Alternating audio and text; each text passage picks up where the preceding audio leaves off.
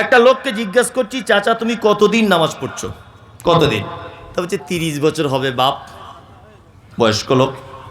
আর চাচা এই দুয়ায় কুনুতটা জানো? অতটা জানি না, কি করে মুখস্থ করি বাপ, এত বড় দোয়া মুখস্থ হয়? বাহ। আচ্ছা এই রুকু থেকে উঠে কি দোয়া বলে? বলছে বাপ ওটাও জানি না, তবে নামাজ কিন্তু পড়ি আমি ঠিক। ভালো করে বুঝবেন, যে লোকটা রুকুর উঠে দোয়া জানে না, যে লোকটা মানে দোয়ায় সানা জানে না, দোয়ায় তাশাহুদ জানে না, যে লোকটা দরুদ জানে না, যে দোয়ায় কুনুত জানে না, ভালো করে বুঝবেন। কানে কম শোনে বলছে, চোখে কম দেখে, ওকে 2 টাকা কম দিয়ে দেখবেন তো কোনো দোকানদার, ঠিক বুঝতে পেরে যাবে। মানে সব কাজে সিয়ানাগিরি, মসজিদে গিয়ে বোকা, তাই না? কি করে পরের জমির আলি কেটতে হয় এ জ্ঞান আজ ভালোই আছে, কোনো অসুবিধা নেই, কিন্তু ও মসজিদের দুয়াতপত্র জানে না। কিন্তু এই লোকটাকেও আবার দেখবেন বেতরে নামাজে সামি আল্লাহু লিমান হামিদা, ইমাম সাহেব বা নিজে নিজে 2টো পদ্ধতি বেতরের, হাত বেঁধেও দোয়া করার হাদিস সহি, হাত মানে তুলেও দোয়া করা সহি, দুটোই সহি হাদিস, যে যেটা আমল করবে। যাই হোক, তা ও হাত তুলেই দোয়া করছে, দেখবেন ও কিন্তু বলছে আমি দোয়া জানি না, স্বীকার করেছে। তা যে লোকটা দোয়া জানে না সে ঠোঁট নাড়ে কি বলে? তার মানে চিটার। কি বলছি বুঝতে পারছে না? ও দেখবেন আপনাদের মসজিদে কালকে সকালে খোঁজ করুন, একটা লোক 10 বছর নামাজ পড়ে কিন্তু কোনো দোয়া জানে না, কিন্তু প্রত্যেক জায়গাতে ঠোঁট নাড়েও। কি বললাম বুঝলেন? মানে দুনিয়ার মানুষের সঙ্গে 2 নম্বরই করে ধোকা দিয়ে 50 বছর বয়সে পা দিল, আর 50 বছর বয়সে এবার আল্লাহর মসজিদে গিয়ে আল্লাহকে পর্যন্ত ঠোঁট লাড়িয়ে ডুপ্লিকেট করছে। কথা বাস্তব না অবাস্তব বলুন? ওর বাড়িতে সব আছে, শীতকালে ফেয়ার নাবলি না কি বলে, সব বোরোলিন না প্লাস প্লাস কি বলে আমিও সব জানি না, বোরোলিন না কি বলে, ও শীতকাল আসলে ওটা কিনতে হয়, ওর জ্ঞান আছে। শীতকাল এলে মোজা ব্যবহার করতে হয়, বড় ছেলেকে বলে দিচ্ছে এই একজোড়া মোজা এনে দিস, এটা ওর টনটনে জ্ঞান আছে। কিন্তু শ্যামনগর জলসা শুনতে গিয়ে একটা ভালো সহি দুয়ার বই কিনে এনে নামাজের দুয়াগুলো পড়ে পড়ে বানান করে করে হলেও মুখস্থ করব, এই জ্ঞান ওর নেই, তাই না? আবার যদি কেউ ওই চাচাকে বলে দিতে চায়, চাচা হাত তুমি যে এই রকম করে বাঁধছো এটা ঠিক না, এইভাবে বাঁধো, আবার চাচা রেগে গিয়ে বলে তুই তোরটা কর আমি আমারটা করি, ভুলটা ধরিয়ে দিলেও রাগ। এরকম মুসল্লি আছে না? ও সেজদায় যখন যাচ্ছে পা ফাঁক করে রাখছে, কিন্তু হাদিস অনুযায়ী পা দুটো এইভাবে রাখতে হবে, তাই না? ওকে আপনি বলে দেন যে পা দুটো এইভাবে রাখুন, তোর কবরে তুই যাবি, আমার কবরে আমি যাবো, বেশি ফটর ফটর করিস না। এতদিন আসতাম না ঠিক ছিল, এসেছি আর পেছে লেগেছিস, এরকম লোক আছে না নেই? আচ্ছা, আল্লাহু আকবার। এরকম 2 নম্বরই আর চিটিংবাজি করে কদিন আল্লাহর সঙ্গে ধোকা দিয়ে চলবে? চলবে? চলবে না।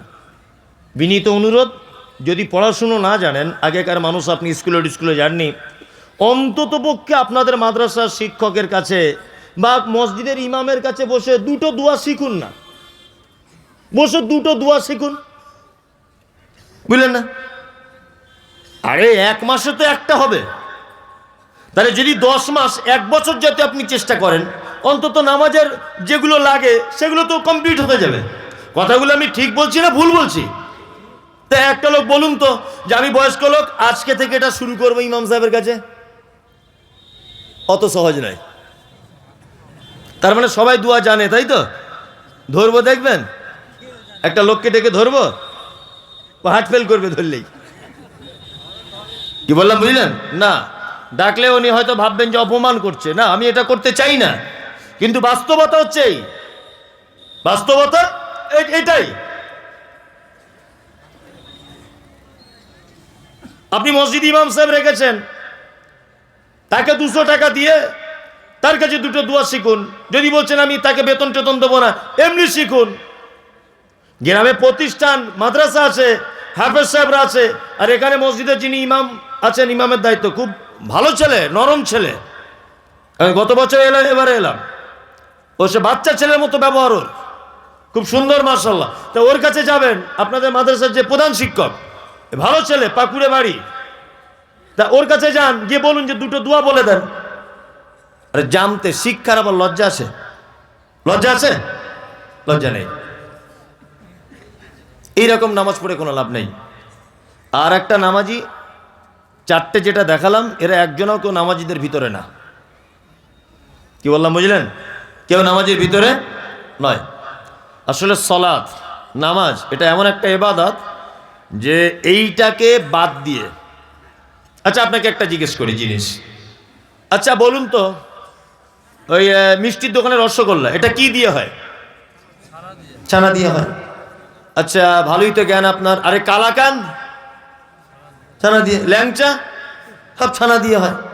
তাহলে টোটাল মিষ্টির দোকানের যত আইটেম আছে মিষ্টি জাতীয় আর কি, দই, কালাকান্দ, ওই লেডিকেনি না কি বলে, যত আছে, যত মিষ্টির এর মূল উপাদানটা কি? দুধ। ইয়েস, দুধ। দুধ ছাড়া কিন্তু এগুলো সম্ভব নয়। সম্ভব নয়। আপনার জীবনে যত ভালো কাজ করছেন, যা কিছু করছেন, ঠিক মূল উপাদান, মূল ইবাদত, তার নাম সালাত। কি বললাম বুঝলেন? সালাত ছাড়া অন্য কোন ইবাদত টিকে থাকতে পারে না, একদমই নয়। আর আল্লাহ সুবহানাহু ওয়া তাআলা পবিত্র আল কোরআনে বলছেন, মা সালাকাকুম ফি সাকার ক্বালু লাম নাকু মিনাল মুসাল্লিন। একটা সাকার নামক জাহান্নামীকে জিজ্ঞাসা করা হবে, এই তুমি কেন সাকার নামক জাহান্নামে এসেছো? ও তখন বলবে, ক্বালু লাম নাকু মিনাল মুসাল্লিন। আল্লাহ, সব কাজ করেছি, আমি শুধু নামাজ পড়িনি। তাই তার মানে বেনামাজি থাকা জায়গা কোথায়? জাহান্নাম। এটা বলতেও আমার খারাপ লাগছে যে মুখে এটা উচ্চারণ করব, এটা আমার কাছে খুব লজ্জিত মনে করছে আমি নিজেকে, যে একটা লোক নামাজ পড়ে না, আমি এত বড় সার্টিফিকেট দেবো যে লোকটা জাহান্নামে যাবে, কিন্তু আমাকে যে বলতেই হবে আল্লাহ বলছে তাই। অনেক মানুষ আছে বলছে, মৌলী সাহেব নামাই না পড়তে পারি, তবে আমি আর 5 জনের মতো ঝেড়ে খাই না, চিটিং বাজ নাই, আমার ইমান চাঙ্গা, বুঝলে না, আমার ইমান চাঙ্গা। আমার ছেলে আমাকে বলে মাঝে সাঝে, আব্বু আমি মিলিটারি চাকরি করব। আমার ছেলে, ঠিক আছে তুই মিলিটারি হবি যখন, অসুবিধা নেই। লিখিত পরীক্ষা দিয়েছে, ফার্স্ট হয়েছে, অরিজিনাল নয় কিন্তু, আমার ছেলের এখন ছোট, বোঝানোর জন্য বলছি। মৌখিক পরীক্ষা ফার্স্ট। আমার ছেলে মাঠে রান করেছে ফার্স্ট, লং জাম্প ফার্স্ট, সব কাজে আমার ছেলে ফার্স্ট। তা আমার ছেলে আমাকে একদিন আনন্দ করে এসে বুকে জড়িয়ে ধরে বলছে, আব্বু মনে হয় চাকরি আমার কনফার্ম হয়ে যাবে, আর একটা মাত্র আমার পরীক্ষা বাকি আছে। কি বেটা? বলছে একজন অফিসার শুধু ফিতে নিয়ে মাপবে আমার হাইটটা কতটা। এখন হাইট দেখতে পাওয়া যাচ্ছে আমার ছেলে 3.5 ফুট, মিলিটারি চাকরি করবে ও। আচ্ছা বলুন তো, কিয়ামত পর্যন্ত সম্ভব? সম্ভব নয়। কারণ এই চাকরিটার মূল শর্তই হচ্ছে হাইট ভালো হতে হবে। তুমি লেখাপড়া মাধ্যমিক অসুবিধা নেই, উচ্চ মাধ্যমিক অসুবিধা নেই, কিন্তু এই চাকরিটার মূল শর্ত কি? হাইট ভালো হতে হবে, তাই না? আমি দান করি মৌলী সাহেব, কোনো সমস্যা নেই। আমি তো ওই শ্যামনগর মাদ্রাসায় 50,000 দিয়েছি, আবার ওই রাধানগরে দিয়েছি 50। সব ভালো কাজ আপনার, শুধু আপনি নামাজটা পড়েন না, তাই তো? গোলাম হোসেন আপনার থাকার জায়গা জাহান্নাম। কোথায়? সব পরীক্ষায় পাস, কিন্তু হাইট কম।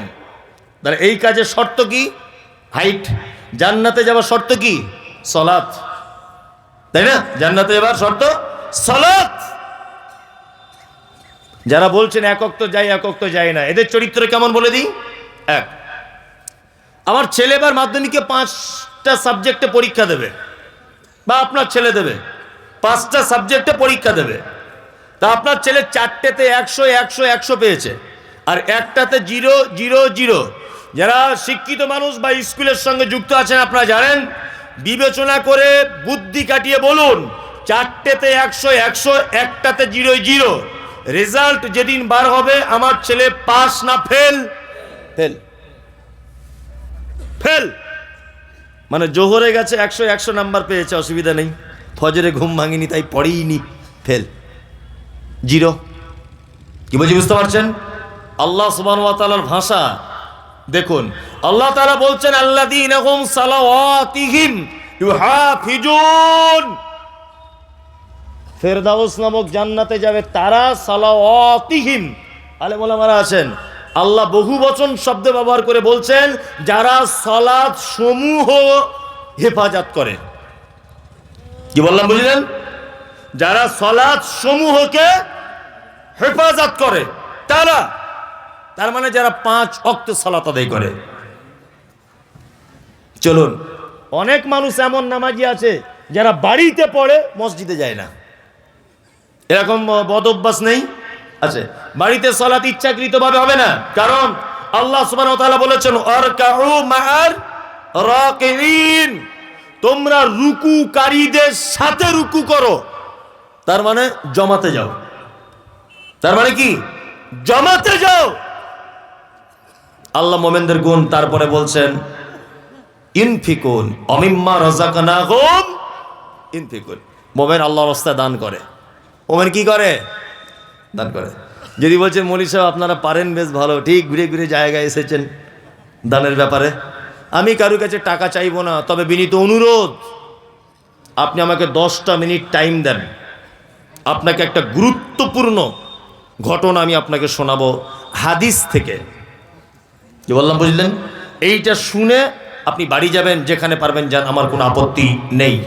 এক, আল্লাহ নবী সাল্লাল্লাহু আলাইহি ওয়াসাল্লাম পৃথিবী থেকে চলে যেদিন গিয়েছিলেন সেই দিনটির নাম কি? কি বার ছিল সেদিন? সোমবার। সোমবার।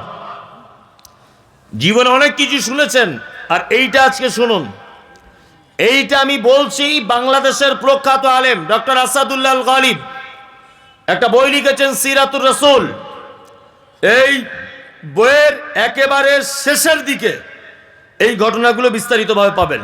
আমি একদম আজকেই পড়লাম এবং একাধিকবার পড়ে আপনাকে বলছি। সহিহ হাদিসের উদ্ধৃতি দিয়ে তিনি ঘটনাটা বর্ণনা করেছেন। এক, আল্লাহ নবী সাল্লাল্লাহু আলাইহি ওয়াসাল্লাম সোমবার পৃথিবী থেকে চলে গেছেন।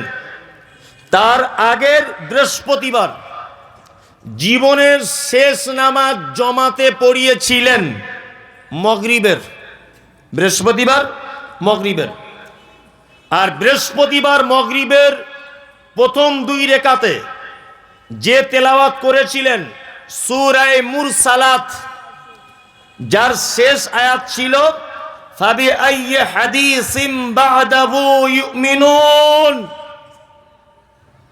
আল্লাহ বলছেন এর পরেও কি তোমরা অন্য কোন কথার উপর ঈমান আনবে? বিশ্বনবী ঠিক যেন উম্মতদের উদ্দেশ্যে কথা বলতে চেয়েছেন শেষ আয়াত দ্বারা, ফাবি আইয়ি হাদিসিম বা'দাহু ইউমিনুন। মাগরিবের সালাত শেষ, বাড়ি চলে এলেন।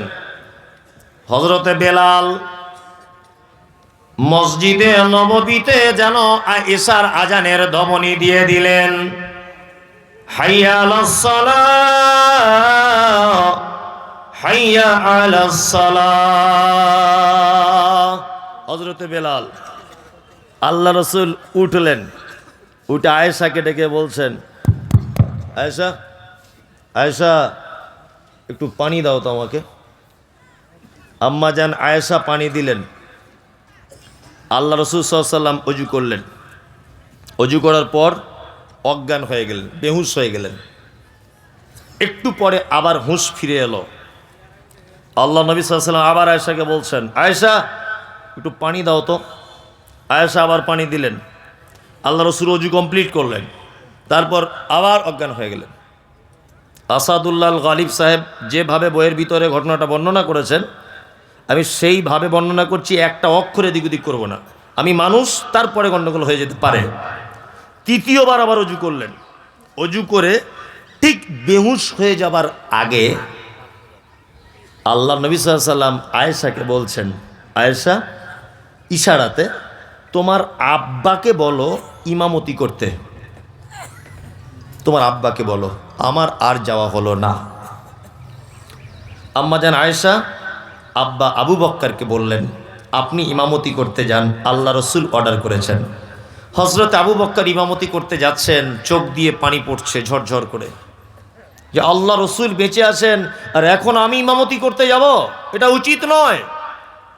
পৃথিবীতে একজন ভাগ্যবান পুরুষ মানুষ আল্লাহর নবী বেঁচে থাকা অবস্থায় 17 ওয়াক্তের, 17 রাকাতের নয়, 17 ওয়াক্তের ইমামতি করেছেন আবু বকর সিদ্দিক রাদিয়াল্লাহু তাআলা আনহু।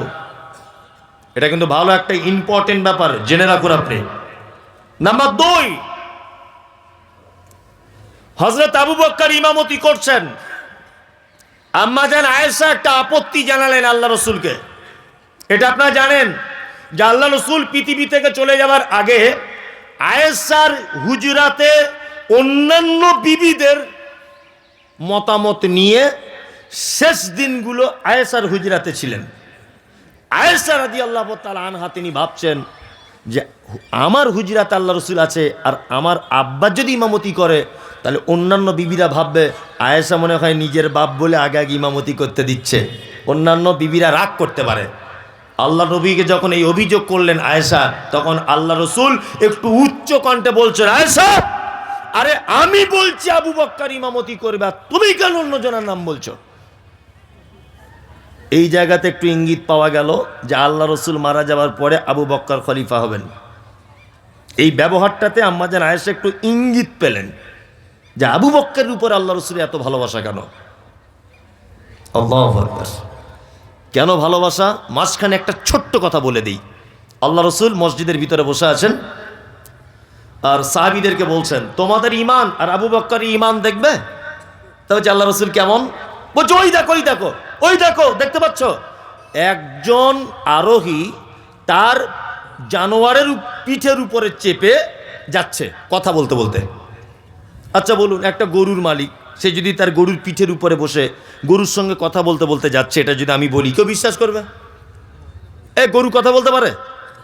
তখন সাহাবীরা বলছেন আল্লাহ রসুল আপনি কেমন কথা বলছেন, গরু কোনোদিন তার মালিকের সঙ্গে কথা বলতে পারে? তখন আল্লাহ রসুল বলছেন এটাই তোমাদের ইমান আর আবু বক্কারের ইমানের ডিফারেন্স। এই কথাটাই যদি আমি আবু বক্কারকে বলতাম তাহলে আবু বক্কারের উত্তর এটা হতো, অবশ্যই আপনি যখন বলেছেন অসম্ভবের কিছু নেই। এটা হচ্ছে আবু বক্কারের ইমান। শুক্রবার চলে গেল, আল্লাহ রসুল মসজিদে যেতে পারেননি। শনিবারের দিন আল্লাহ রসুল একটু সুস্থতা অনুভব করলেন।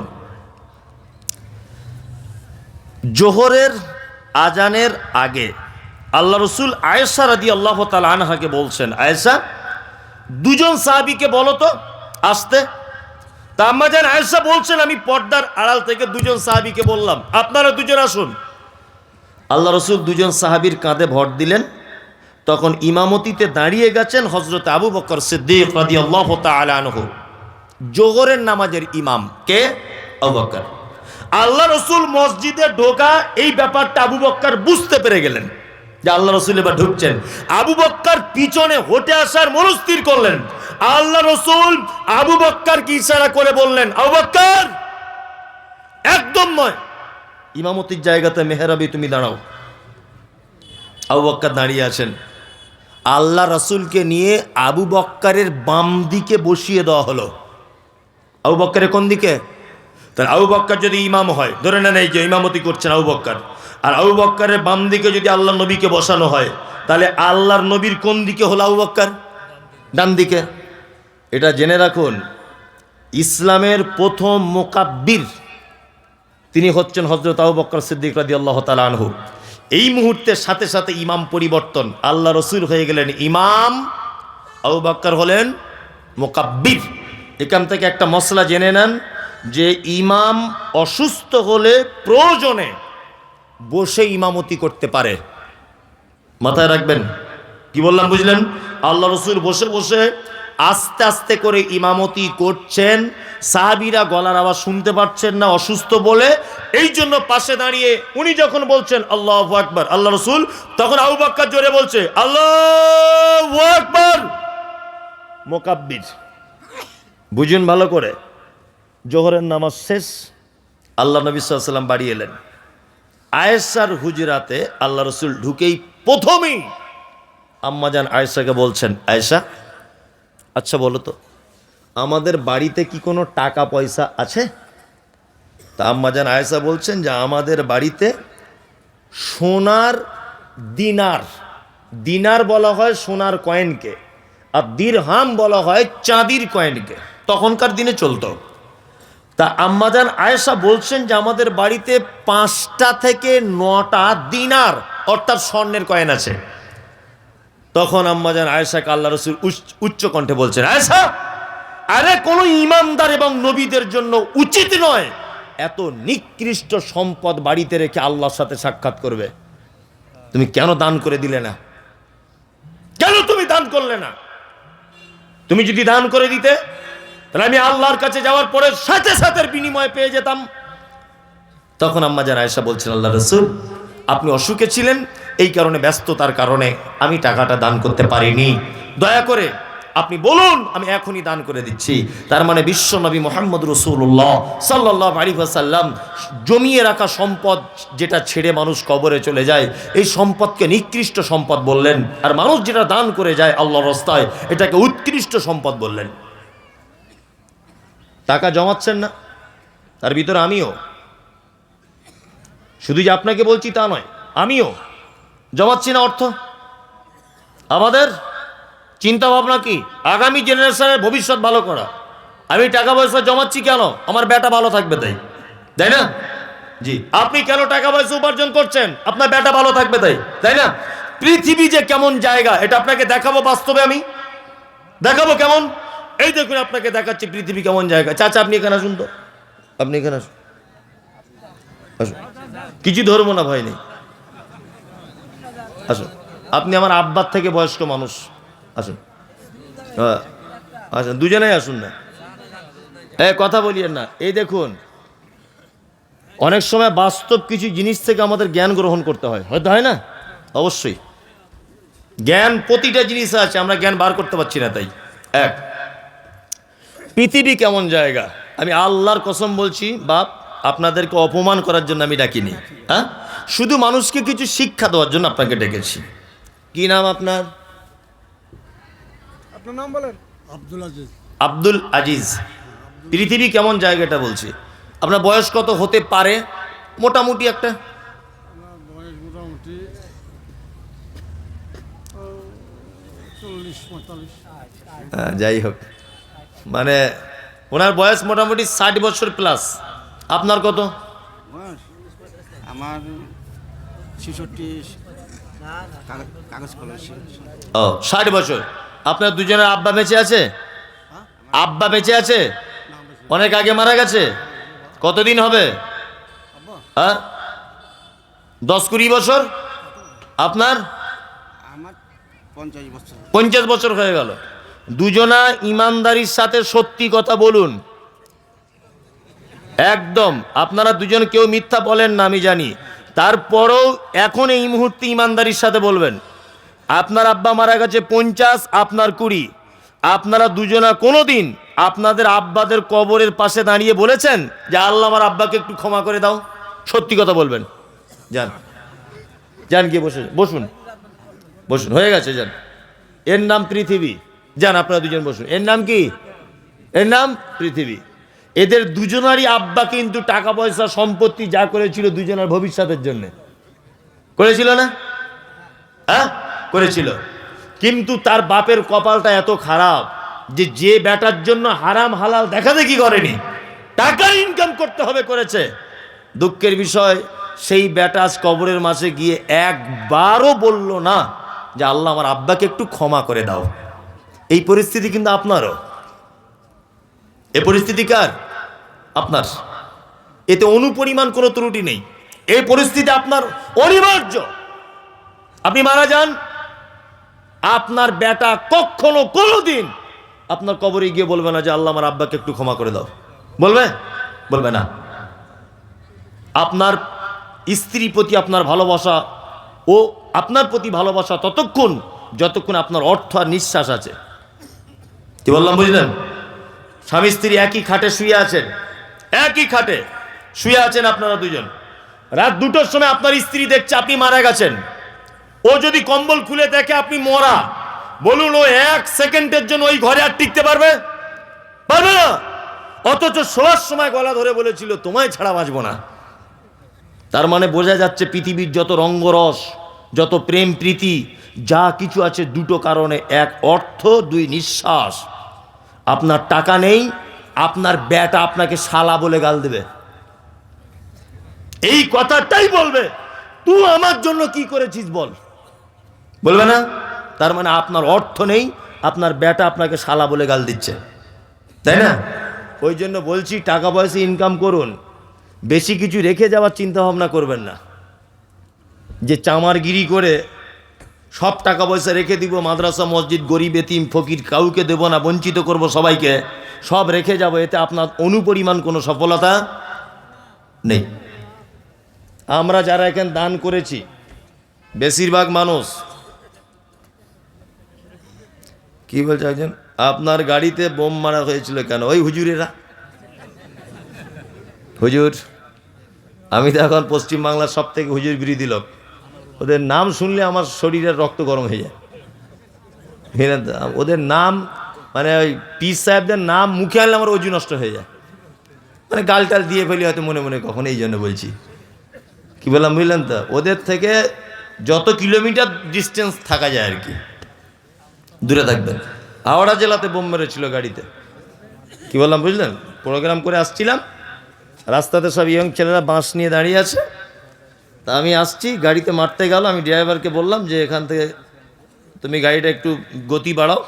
আমার যে ড্রাইভার সে একদম আগুন ড্রাইভার আর কি, যাই হোক, তা ওদের ওভারটেক করে কোনো রকম গাড়িটা আগে না, আমি দাঁড়ালাম। আজ কি হয়েছে তোদের, মারবি আমাকে? এই কথা বলার পরে একজন আমাকে একটু গালাগালি করলো, গালাগালি করার সাথে সাথে দুজন দেখলাম সাইডে চলে গেল, আর একজন অকথ্য ভাষায় গালাগালি দিচ্ছে। না আমি যেখানে প্রোগ্রাম করতে গেলাম সাথে সাথে ফোন করলাম, ওরা একদম 2-3 মিনিটের ভিতরে ওখানে চলে এলো।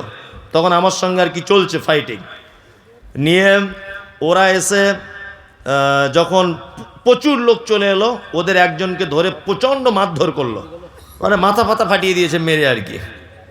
এখন তারপরে যখন এরা সংখ্যায় বেশি আমার পক্ষের লোক, তখন ওরা কি করলো, ওই আমার গাড়ির সাইডে একটা বোম মেরে দিল,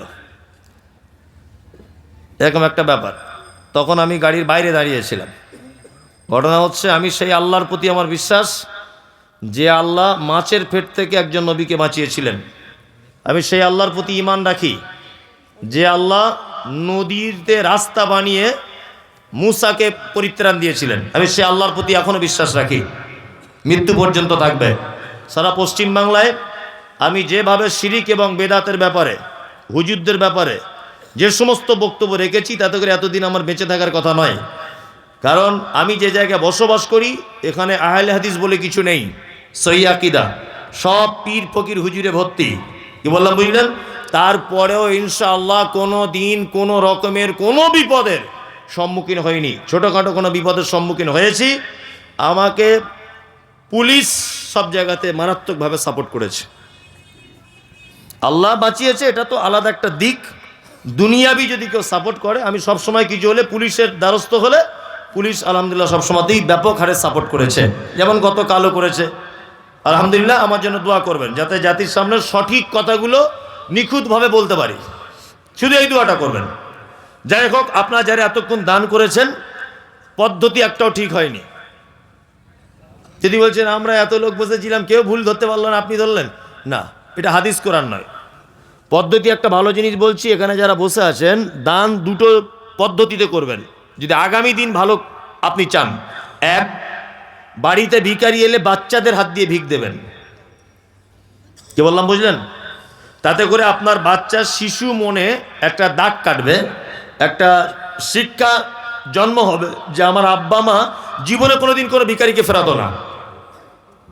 দুই, জলসাতে যখন কোনোদিন দান করবেন তখন বাপ সবসময় বেটার জন্য দান করবেন, যে আমার বেটা আশরাফুল, তার জন্য 2000। বেটা বয়স 40 বছর, তারপরে ওর জন্যই দেন, কারণ বেটা যেন লজ্জিত হয় যে আমার আব্বা বুড়ো বয়সে আমাদের কল্যাণ কামনা করছে। ভালো করে বুঝবেন। তার মানে আপনার আব্বা চলে গেলে, আপনি চলে গেলে আপনার বেটাও আপনার জন্য দান করতে পারে। কি বললাম বুঝলেন না? এই জন্য বলছি এটা একটা মাদ্রাসার জলসা। আমি বেশি রাত করছি না, রাত্রি 12টা বাজে এখন। আপনারা আল্লাহর হস্তে বলবো তো নাকি? মাদ্রাসাতে কিছু সহযোগিতা করুন।